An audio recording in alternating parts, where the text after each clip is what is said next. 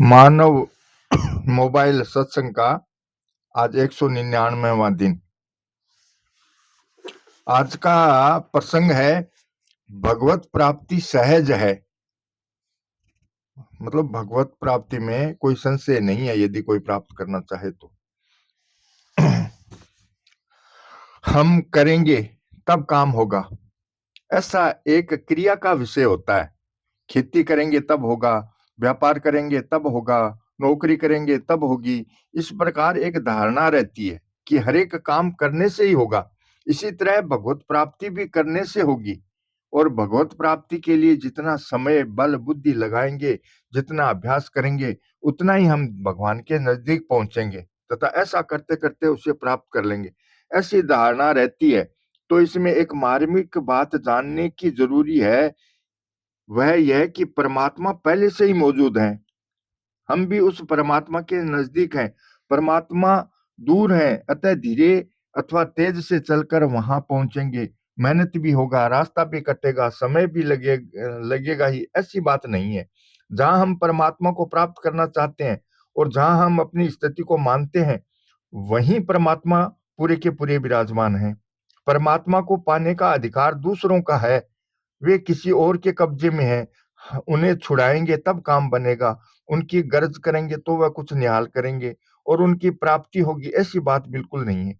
परमात्मा किसी के अधिकार में नहीं है, उन पर किसी का कब्जा नहीं है, वे किसी स्थान पर बंद नहीं है, वे किसी ज्ञान आदि से बंधे हुए नहीं है, वे बिल्कुल खुले हैं। उन पर हमारा पूरा हक लगता है, क्योंकि हम उन्हीं के अंश हैं। ममे वासो जीव लोके, ईश्वर अंश जीव अविनाशी। जैसे बालक होता है तो उसे अपनी माँ की गोद में जाने के लिए क्या नया काम करना पड़ता है, क्या अभ्यास करना पड़ता है, क्या उसे शुद्ध होना पड़ता है, क्या उसे विद्वान बलवान या धनवान बनना पड़ता है? वह तो माँ है, जैसा का तैसा ही माँ के पास जा सकता है। भगवान तो उस माँ से भी विशेष अपने और नजदीक है, कारण कि माँ तो एक जन्म की होती है और भगवान सदा के हमारे हैं। भगवान तो सदा से ही हमारे माता पिता भाई बंधु संबंधी कुटुंबी हैं। हमसे नजदीक वस्तु भगवान ही है। वे शरीर से भी अधिक नजदीक हैं, क्योंकि शरीर तो परिवर्तनशील होने से हमसे अलग है। शरीर की संसार के साथ एकता है और हमारी भगवान के साथ एकता है, इसलिए उन्हें पाने के लिए समय बल बुद्धि लगानी पड़े, ऐसी बात नहीं है। केवल उधर हमारी नजर नहीं है, हमारी नजर नाश होने वाले पदार्थों की तरफ है। नाश होने वाले पदार्थों में भी परमात्मा ज्यों के त्यों परिपूर्ण है, परंतु उधर नजर न रहने से वे नहीं दिखते। नाशवान पदार्थ दिखते हैं।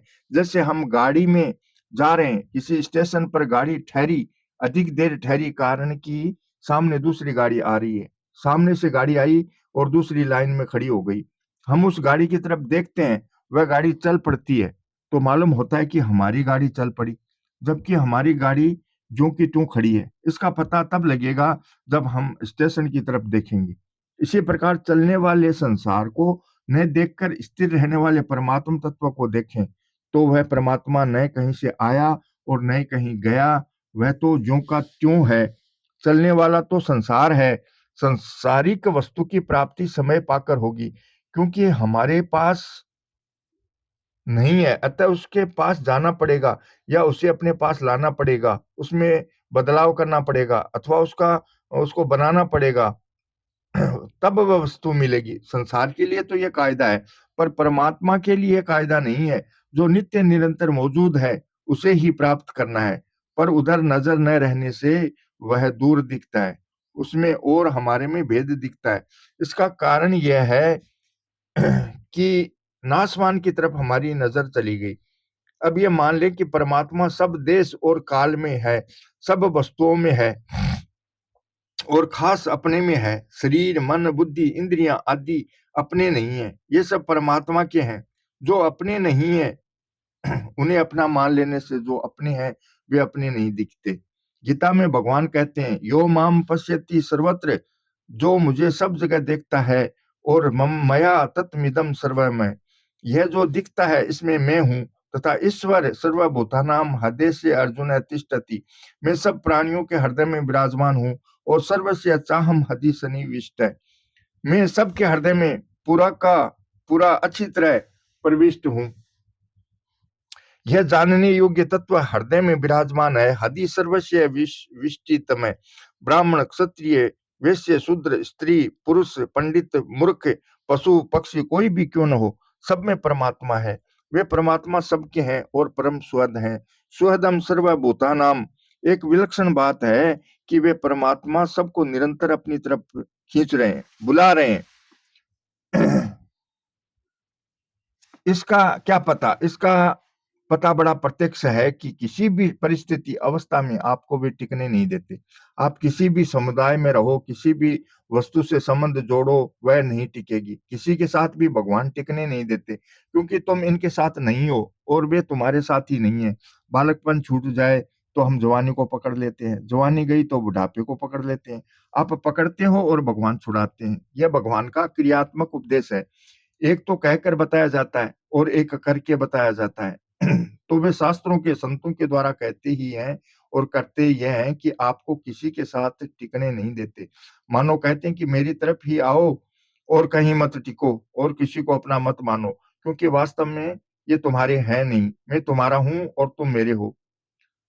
प्रश्न है, जो दिखाई देता है इसमें परमात्मा है या जो दिखाई देता है वह परमात्मा ही है? दोनों में कौन सा सही है? दोनों ही सही है। इसका उत्तर है दोनों ही सही है। देखो, यदि प्रकृति और पुरुष ये दो मानते हो तब तो संसार में परमात्मा है, और यदि एक परमात्मा को ही मानते हो तब परमात्मा ही है। साधन में कौन सा आसान है? इसमें साधक की धारणा है। यदि उसकी धारणा है कि सब कुछ परमात्मा ही है तो ठीक है, पर हर एक के लिए यह बात कठिन है, क्योंकि जो दिखाई देता है वह तो एकदम बदलता है और परमात्मा बदलते नहीं। तो फिर यह बदलने वाला परमात्मा कैसे? ऐसी शंका अधिक हो सकती है। इसलिए उसमें परमात्मा है ऐसा मानने में शंका कम होती है। ये दो ही नहीं, चार बातें हैं। चाहे तो संसार में परमात्मा को मान लो, चाहे परमात्मा में संसार मान लो, चाहे संसार को परमात्मा ही मान लो, और चाहे यह संसार परमात्मा है ऐसा मान लो, सबका नतीजा एक ही होगा। सब में परमात्मा है, यह बात सुगम पड़ेगी। इससे भी सुगम यह बात पड़ेगी कि संसार मात्र परमात्मा का है, इसके लिए मालिक परमात्मा है ऐसा मानकर सबकी सेवा करो। खास बात है कि लक्ष्य परमात्मा का होना चाहिए, फिर सब ठीक हो जाएगा। अब आगे है संयोग में वियोग का अनुभव, मतलब मिलने में बिछुड़ने का अनुभव। एक विशेष लाभ की और बहुत सीधी सरल बात है। जीने की इच्छा, करने की इच्छा और पाने की इच्छा, ये तीन इच्छाएं हैं। ये तीन इच्छाएं जितनी प्रबल होगी उतनी ही संसार में अधिक फसावट होगी और वास्तविक तत्व को समझने में बड़ी भारी बाधा लगेगी। यदि इच्छाएं मिट जाएं तो बहुत ही सीधा काम है। कल जो बात कही थी उसे यह जीने की इच्छा ही समझने नहीं देती। इस इच्छा से मिलता कुछ नहीं, फायदा कुछ नहीं, सिवाय नुकसान के कोई फायदा नहीं। यह जो बात है कि जितनी उम्र बीत गई उतने हम मर गए, तो जीने की इच्छा प्रबल होने से ही यह बात समझ में नहीं आती। अब पाव भर उम्र चली गई तो पाव भर मर गए, आधी उम्र चली गई तो आधे मर गए, और पूरी उम्र चली गई तो पूरे मर गए। अब इसमें शंका क्या है? जैसे सरोवर में जल आ जाए तो पानी समाप्त होने पर कहते हैं पानी खूट गया, समाप्त हो गया। ऐसे ही आदमी मर जाए तो कहते हैं खूट गया। पानी जिस दिन भरा उसी दिन नहीं खूटा, वह खूटते खूटते खूट गया। पानी तो निरंतर खूटता है और एक दिन पूरा खूट गया। ऐसे ही मनुष्य निरंतर खूटता है। अब इसमें नई बात कौन सी? तो यह सबका अनुभव, सबका सब संसार मर रहा है, जा रहा है, खत्म हो रहा है। महाभारत के वन पर्व में यक्ष और महाराज युधिष्ठिर का संवाद आता है। वहां यक्ष ने प्रश्न किया कि आश्चर्य की बात क्या है? इसका उत्तर युधिष्ठिर महाराज देते हैं, यह हनि भूतानि गच्छन्ति है, यमालयम शेषा स्थावर मिच्छति किमाश्चर्य मतः परमः। संसार में प्रतिदिन ही जीव यमलोक को जा रहे हैं, फिर भी बचे हुए लोग यहाँ सदा जीते रहने की इच्छा करते हैं। इससे बढ़कर आश्चर्य और क्या होगा? अहन ये हनि, अर्थात प्रत्येक दिन ही प्राणी यमलोक में जा रहे हैं, मर रहे हैं। प्रत्येक दिन कैसे? जिस दिन जन्म है उसी दिन से यमलोक नजदीक आ रहा है। तो जितने दिन बीत गए उतनी उम्र तो कम हो ही गई, उतनी मौत नजदीक आ ही गई, इसमें संदेह नहीं है। दर्शन प्रतिक्षण आदर्श में जा रहा है, एक दिन नष्ट हो जाएगा तो दिखेगा नहीं। संसार प्रतिक्षण नहीं में जा रहा है। यदि वर्तमान में ही सब का सब नहीं में मान लें, तो वर्तमान में ही तत्व साक्षात्कार, ब्रह्म ज्ञान, तत्व ज्ञान, मुक्ति, आत्म साक्षात्कार हो जाए। मरने वालों का संबंध अपने साथ है नहीं, हम तो अमर हैं, ईश्वर अंश, जीव अविनाशी, अनादिकाल से हम तो वही हैं। और शरीर उत्पन्न हो होकर नष्ट होते हैं, तो शरीर के रहते हुए ही हम उससे वियोग को स्वीकार कर लें, तो परमात्मा में अपनी स्थिति का अनुभव स्वतः हो जाए। जिसका वियोग हो रहा है, जो हमसे अलग हो रहा है, और जिसका अलग होना जरूरी है, अवश्यंभावी है, संयोग के रहते ही उसके वियोग का अलग होने का अनुभव कर ले कि इससे हमारा कोई संबंध नहीं। साधारण से साधारण घरों के अनुभव की बात है। भाई बहन खेलते खेलते लड़ पड़ते हैं, तो माँ लड़के से कहती है कि अरे भाई, भाई ने क्यों मारे? तो आपरे घरे जाई, लड़की को क्यों मारता है, ये तो अपने घर जाएगी। अब वह छोटी बच्ची है, सगाई भी नहीं हुई, पर उसकी भावना क्या है कि ये अपने घर जाएगी, यहाँ नहीं रहेगी। ऐसे ही ये शरीर रूपी लड़की भी अपने घर जाएगी, यहाँ नहीं रहेगी। तो ये सब का सब जाने वाला है, जा रहा है हरदम। विवाह का दिन नजदीक आ रहा है कि नहीं, उसके रवाना होने का दिन नजदीक आ रहा है कि नहीं, तो आज ही मान लो कि यह अपनी नहीं है। हाँ, लड़की का पालन पोषण कर दो, उसे भोजन दे दो, कपड़ा दे दो, लड़की की तरह यह सारा संसार जानने वाला है।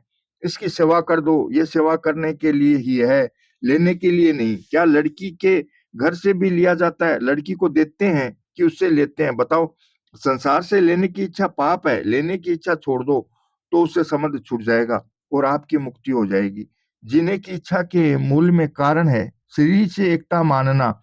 जिस संयोग का प्रतिक्षण वियोग हो रहा है, उस वियोग में सद्भाव कर लिया, उसे सच्चा मान लिया, यह गलती की। इस कारण जन्मना मरना पड़ेगा। जो मौत का डर है, इसमें बड़ा सुंदर तत्व भरा हुआ है। जो खुद है, स्वयं है, वह तो मरता नहीं, और जो शरीर है वह रहता नहीं। जो रहता नहीं, उसे मरने का भय नहीं हो सकता, और जो मरता नहीं, उससे भी मरने का भय नहीं हो सकता। ध्यान दें, जो हरदम मर ही रहा है वह तो मौत रूप ही है। मौत को मौत से क्या डर? और जो मरने वाला है ही नहीं, उसे मौत से भय कैसे? तो न तो खुद के मरने का भय है, न शरीर के मरने का भय है। जिस शरीर का अपने से प्रतिक्षण वियोग हो रहा है, अलग हो रहा है, उसके साथ हमने संयोग मान लिया, और उस संयोग की जो सत्ता मान ली वही मर रही है। यही मरने का डर है। इसका उपाय क्या है? उपाय है वियोग मान लेना, अलग मान लेना। प्रतिक्षण वियोग हो रहा है, अलग हो रहा है, संयोग है ही नहीं। इसी का नाम है मुक्ति। संयोग की सत्ता मान रखी है, यही गुत्थी है, यही चिजड़ ग्रंथि है, यही बंधन है। जिसका निरंतर वियोग हो रहा है, उसका संयोग को सच्चा मान लिया। इसी के ऊपर सभी अनर्थ हैं। वियोग रूपी आग में यह संयोग रूपी लकड़ी की भांति निरंतर जल रहा है। तो संयोग सच्चा नहीं है, वियोग सच्चा है। अलग होना सच्चा है। इसलिए अभी अभी दृढ़ता से इस वियोग को, अलगाव को स्वीकार कर लें, तो इसी क्षण मुक्ति हो जाए, कल्याण हो जाए। अब इसमें क्या जोर लगता है? संयोग को मानना ही बंधन है, और वियोग का अनुभव करना ही मुक्ति है। वियोग को स्वीकार कौन करे? जो मरना नहीं चाहे वह। पर अनुभव करने की गरज नहीं है, इसलिए देरी हो रही है। गरज इसलिए नहीं है कि जीने की इच्छा है, और उसमें है संयोगजन्य सुख भोग और संग्रह की इच्छा, जो खास बाधा है। इससे भी एक बारीक बात है, मेरा निवेदन है, आप ध्यान देकर सुने। शरीर संसार का प्रतिक्षण वियोग हो रहा है। संसार और शरीर हमसे अलग हो रहे हैं, वियोग हो रहा है। ऐसा निश्चय करके बैठ जाएं, कुछ भी चिंतन न करें। फिर चिंतन हो तो वह मिट रहा है। मिटने के प्रवाह का नाम ही चिंतन है। मिटने वाले के साथ हमारा संबंध है ही नहीं। यह सब नित्य निरंतर मिट रहा है, और हम इसे जानने वाले हैं, इससे अलग हैं। ऐसे अपने स्वरूप को देखें। दिन में 5-6 बार 15-15 मिनट ऐसा कर लें, फिर इस बात को बिल्कुल छोड़ दें। फिर याद करें ही नहीं। याद नहीं करने से बात भीतर जम जाएगी। इतनी विलक्षण बात है ये, इसे हरदम याद रखने की जरूरत नहीं है। याद करो तो पूरी कर लो, और छोड़ दो तो पूरी छोड़ दो। फिर याद करो ही नहीं, जैसा रोजाना काम करते हैं वैसा का वैसा ही करते जाएं। फिर क्या बात एकदम दृढ़ हो जाएगी। ये याद करने की चीज ही नहीं है। ये तो केवल समझ लेने की, मान लेने की चीज है। जैसे ये बीकानेर है, इसे क्या आप याद क्या करते हैं? याद करने से तो और फंस जाओगे, क्योंकि याद करने से इसे सत्ता मिलती है, मिटाने से सत्ता मिलती है। हम इसे मिटाना चाहते हैं तो इसकी सत्ता मानी, तभी तो मिटाना चाहते हैं। जब हम सत्ता मानते ही नहीं तो क्या मिटावें? तो इसकी सत्ता ही स्वीकार न करें। श्री कृष्ण गोविंद हरे मुरारी, हे नाथ नारायण वासुदेवा। श्री कृष्ण गोविंद हरे मुरारी, हे नाथ नारायण वासुदेवा। जय श्री कृष्ण।